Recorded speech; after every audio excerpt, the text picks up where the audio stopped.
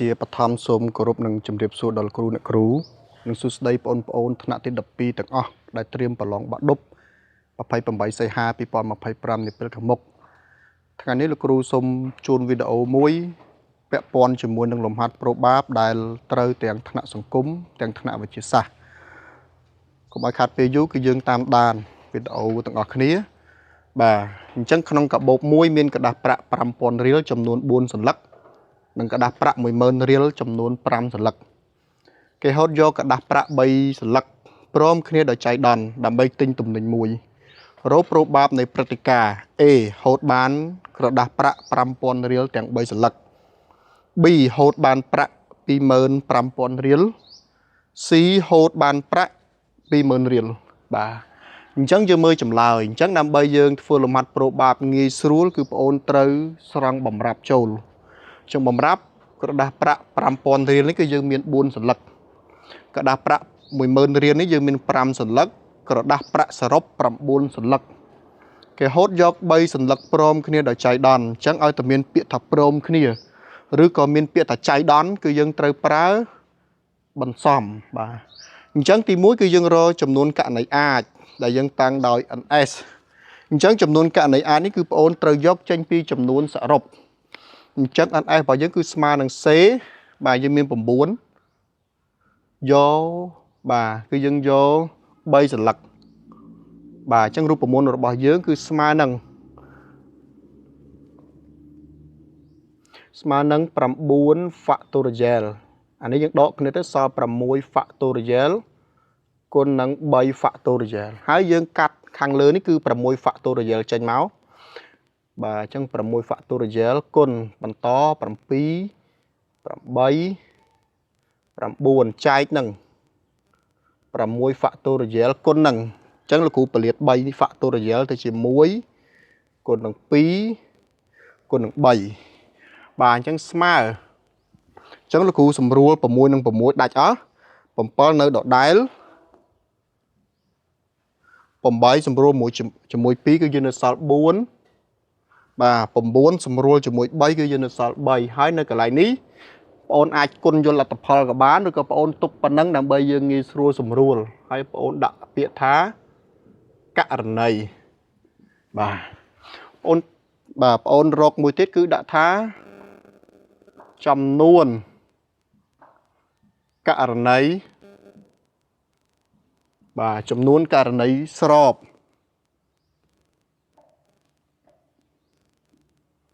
បាទចំនួនករណីស្របអញ្ចឹងដែលលោកគ្រូតាំងដោយ NA ដោយសារវាជាព្រឹត្តិការណ៍ A អញ្ចឹងស្មើនឹងដោយសារគេចង់បានกระดาษប្រាក់ 5000 រៀលទាំង3សន្លឹកហើយ5000 រៀលរបស់យើងនេះគឺមាន4សន្លឹកអញ្ចឹងយើងបាន C 4យក3ណា4សន្លឹកគឺយើងយក3សន្លឹកអញ្ចឹងស្មើនឹង4 factorial អញ្ចឹងនេះដកគ្នាទៅនៅសល់1 factorial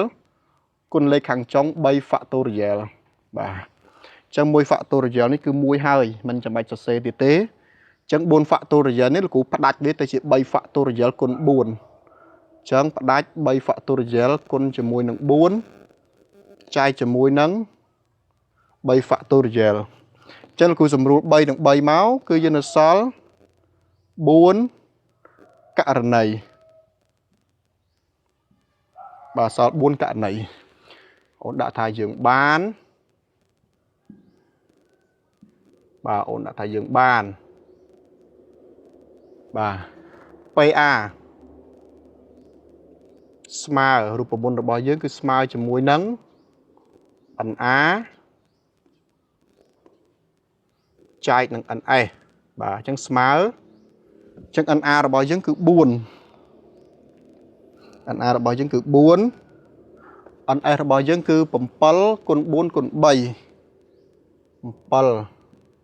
គុណ4គុណនឹង3អញ្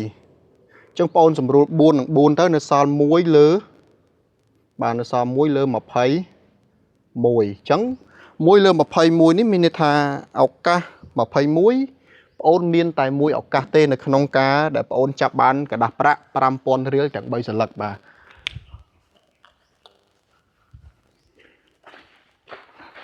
អញ្ចឹង bà chẳng cứ là cú xung lục bật thiên càng đấy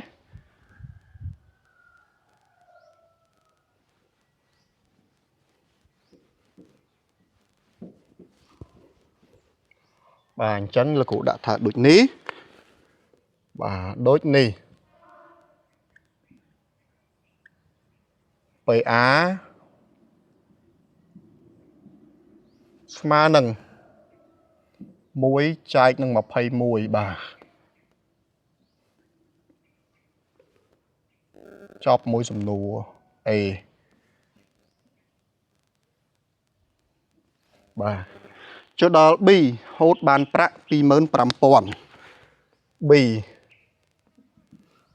bí hốt bàn prạ pi mơn pram pon riel chẳng xôm bạch chạ tha trong pu pro báp cả này ai cứ dương rô tại mặt đón cốt nó khả năng sầm nụ tí mùi bà nó khả năng sầm nụ tí pí cứ dương lên rô cả này ai thấy cứ dương rô cả này nấy sọp tại mặt đòn chẳng lại nếu cụ đã tha trong nuôn cả rạn nấy sọp bà chấm nuôn cả này sọp chẳng xôm ôn cắt mơ từng ở kia đâm bấy ban cả đạp prạ đâm bấy ban prạ pi mơn pram pon cứ ôn trời chập lê bồn màn khla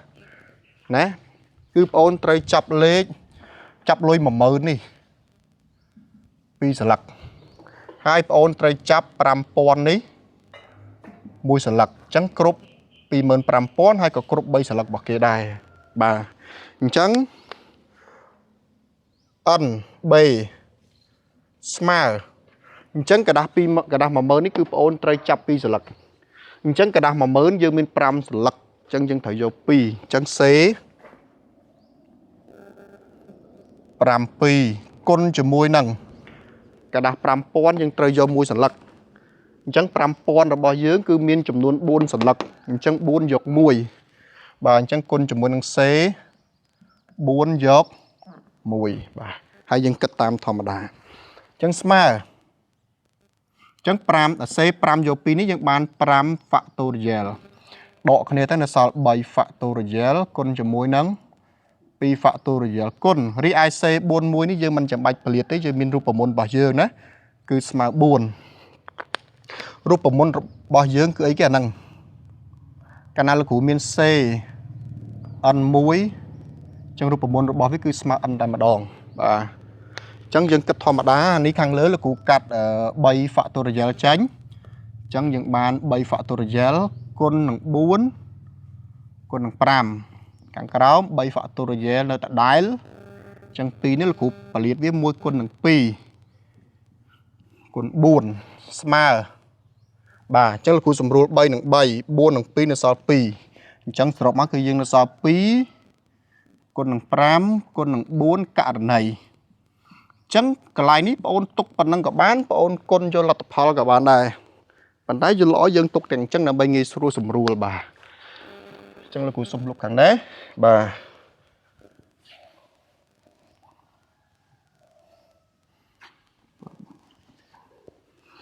chẳng dân bán bà pay á sum tốt pay bế smile cho môi năng ăn bế chai ăn ai chẳng ăn bế để dân tâm rô khơi bánh cứ màn pi pram buồn pi pram buồn à bánh phiệt ở ăn ai bà dân cứ rừng rô khơi pal buồn 7 trong smile chẳng lại ní dân sum rút buồn đấy chẳng khang lớn nó sao pi con nằng pram nó sao đáp khang cáo một pal con bấy nó sao mà phay mùi bà chẳng đọc lơ một phay mùi ní mineta ao ca tiếng một phay mùi nó cứ ôn miên ao ca thầm đặt đọc tập nó bà chẳng đôi ní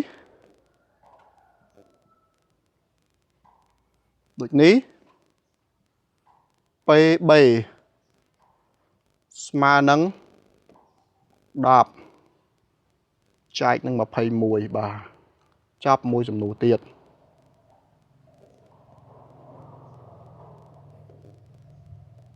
បាទC បាទ C គេថាម៉េច C ហូតបានប្រាក់20000បាទហូតបានប្រាក់20000រៀល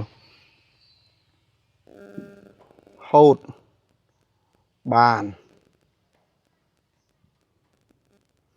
ប្រាក់20000រៀលអញ្ចឹងយើងគិតមើលដើម្បីបានប្រាក់20000រៀលតើយើងត្រូវបានកដាស់អីខ្លះអញ្ចឹងដើម្បីបានប្រាក់20000រៀលណាបងអូនត្រូវហូតកដាស់10000នេះបាទហូតកដាស់10000នេះគឺយើងបាន1សន្លឹកហើយយើងហូតកដាស់5000រៀលនេះ2សន្លឹកបាទអញ្ចឹងយើងទូទាត់ទៅឃើញ10000ហើយឃើញទេបាទអញ្ចឹងលោកគ្រូដាក់ថាចំនួន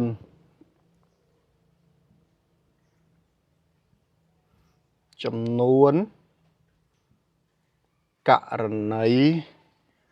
ស្របបាទចំនួនករណីស្រប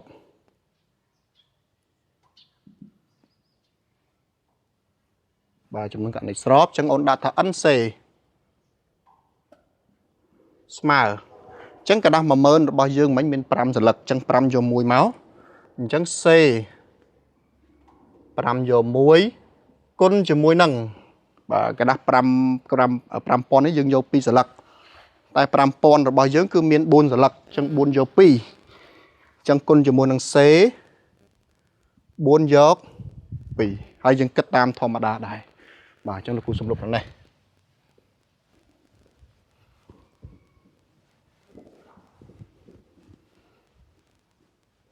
អញ្ចឹងយើងរកធម្មតាអញ្ចឹងស្មើជាមួយនឹងC61 យើងបាន CN1 មិញដដែលគឺយើងស្មើ5គុណអញ្ចឹង C42 អញ្ចឹងលោកគ្រូទៅសេថា4 factorial ដកគ្នាទៅនៅសល់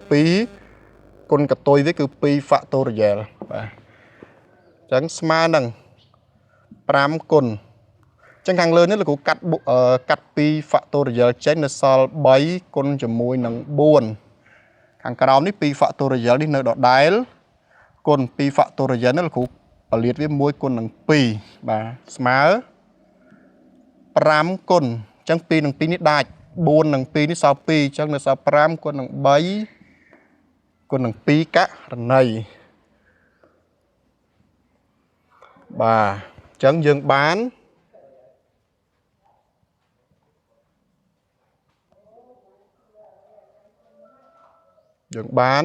បាទ PC ស្មើជាមួយនឹង NC លើ NS បាទអញ្ចឹងចំនួនលេខចូលធម្មតា NC គឺ5គុណនឹង3គុណនឹង2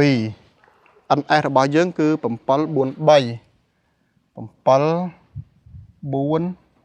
អញ្ចឹងស្មើអញ្ចឹងសម្រួល3នឹង3 2នឹង4អញ្ចឹងខាងលើសល់5បាទនេះសល់2 2 7ដល់14បាទអញ្ចឹងគឺប្របាបនៃ C គឺយើងបាន5លើ14បាទអញ្ចឹងដូចនេះ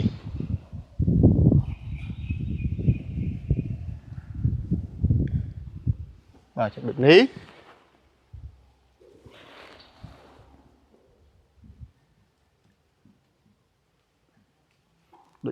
PC បាទអញ្ចឹង PC គឺស្មើជាមួយនឹង5លើ14បាទ